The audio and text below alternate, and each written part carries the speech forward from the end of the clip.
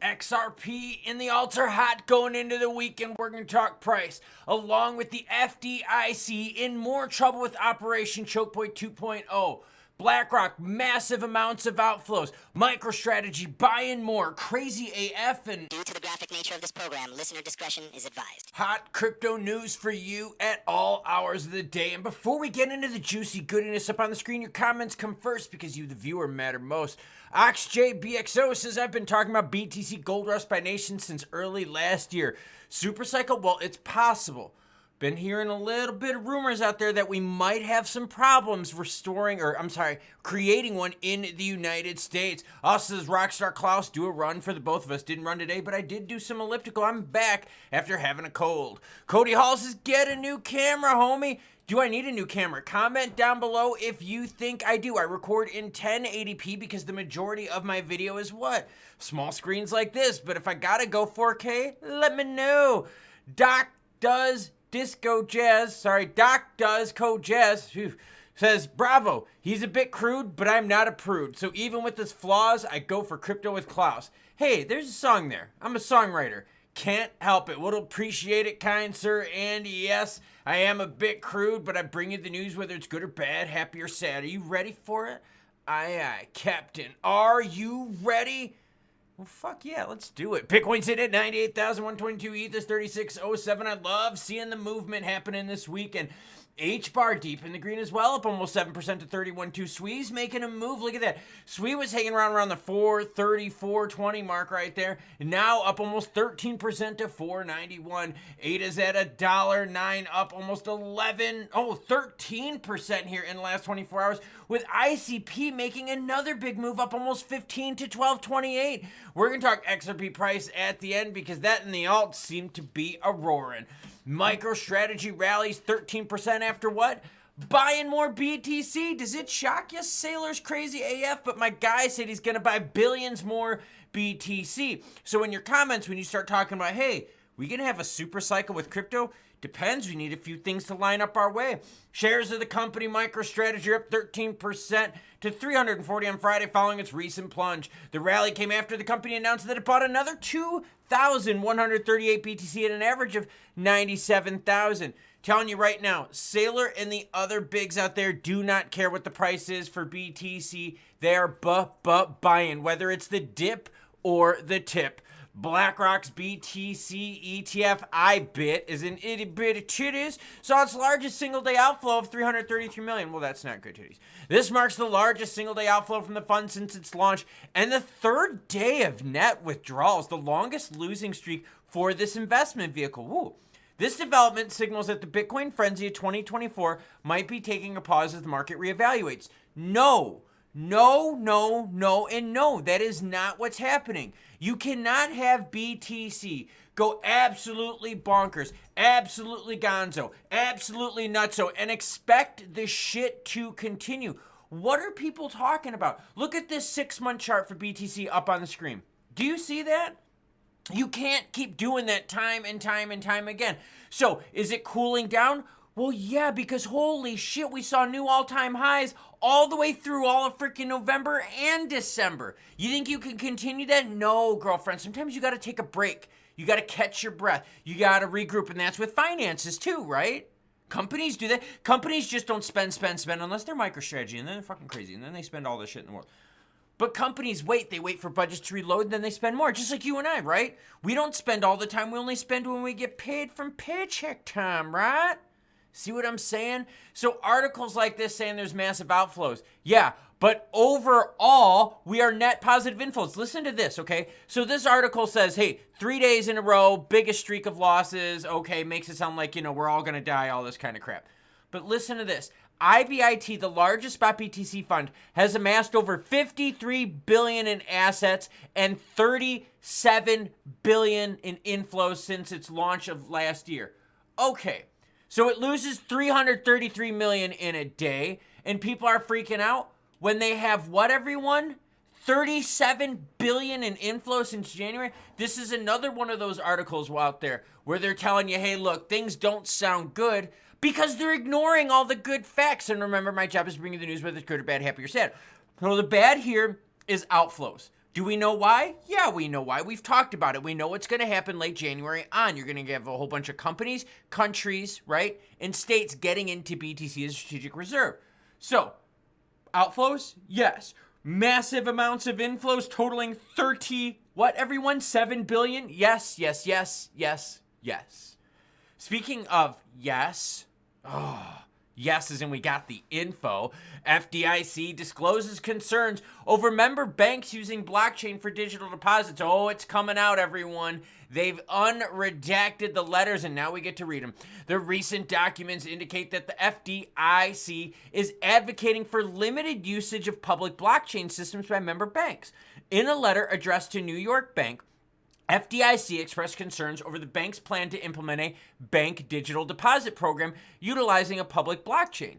The decision to discourage public blockchain stems from their fully transparent and decentralized nature, contrasting sharply with controlled private blockchain environments.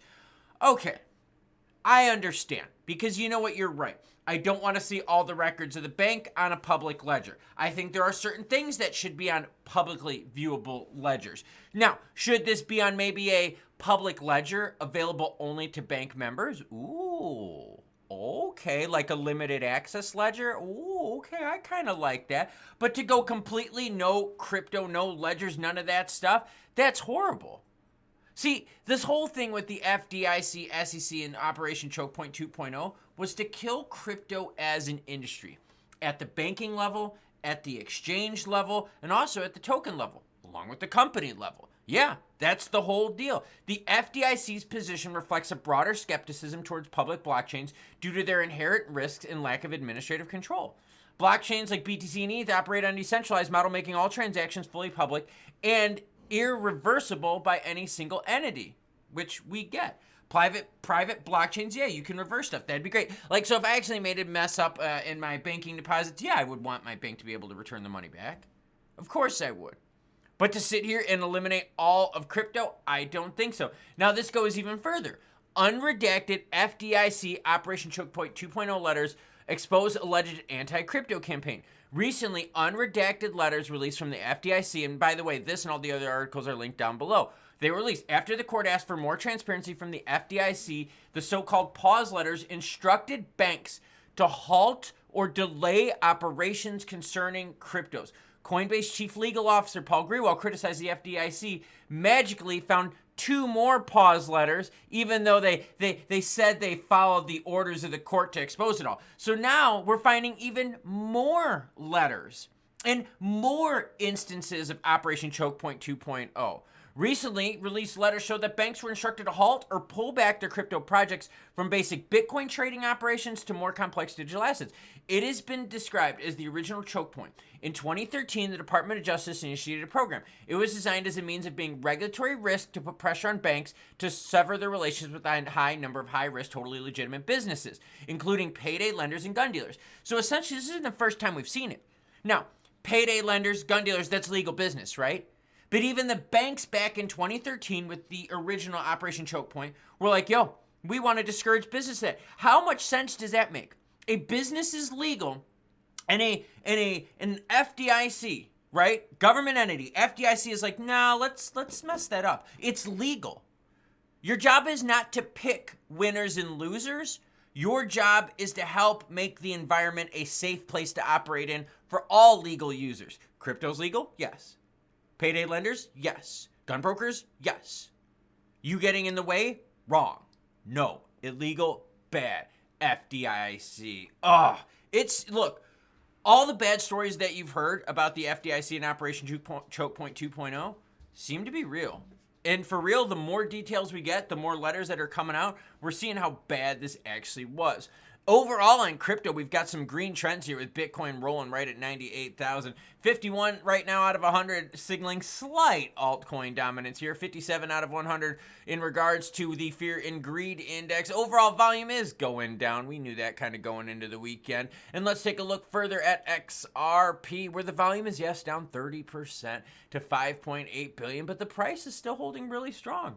We had a little bit of 240 action down here, but This is a 6-cent delta. Say that real quick. 6-cent delta right there. And we don't mind that at all. Zoom out a little bit more on this move and you're like, okay. Zoom out a little bit more and you're like, oh, this is a little bit of a reversal of the downtrend that we've seen here over the last month. And we love to see it. Now let's zoom on into those 15-minute candlesticks and see what they reveal, because I need to set my alerts before I go to bed. All right, right now we're seeing XRP getting a good amount of support at 235. Also around that 237 and 240 mark right there. But having a little problems with this right here, okay? And what is that for us? That is 247. So 1, 2, 3 times right there being rejected at that. Sorry, not a good Friday night for 247 players. They're going to be looking at the Orn Hub and doing it themselves. So now in terms of price, 247, you got to let me know when you beat it. And to the low side, let me know if you drop below 235, because if that happens, I will be sure to share it with you. But right now, last couple days, New Year's rally, I'm cool with it. We started New Year's at what, everyone? $2.08 XRP, and we're right now at 245. I'll take it as a win, even though volume is starting to peel down. It's higher overall from the previous trend of the pre-Trump election data. It's all good news, everyone. We just got to hold out for what?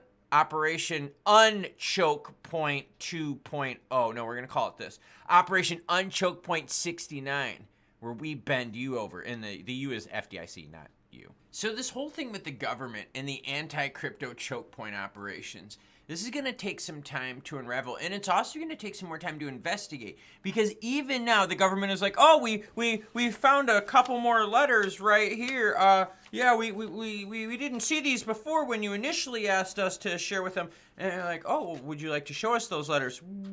Well, sure, here you go. And then they hand the letter, and then Klaus comes in, and Klaus takes the letter and says, Operation Choke Point O, how to screw over crypto by using highly illegal means and to take legal businesses and crush them into the ground, because our big, expensive traditional banking friends don't like crypto, even though they secretly do own crypto. Sorry, I'm on page 2. Even though they secretly do own crypto, and they buy their wives crypto, and because of crypto, they're also now wanting to get into crypto, but they wanted to make sure they crushed crypto because, oh, there's some really naughty stuff in this letter.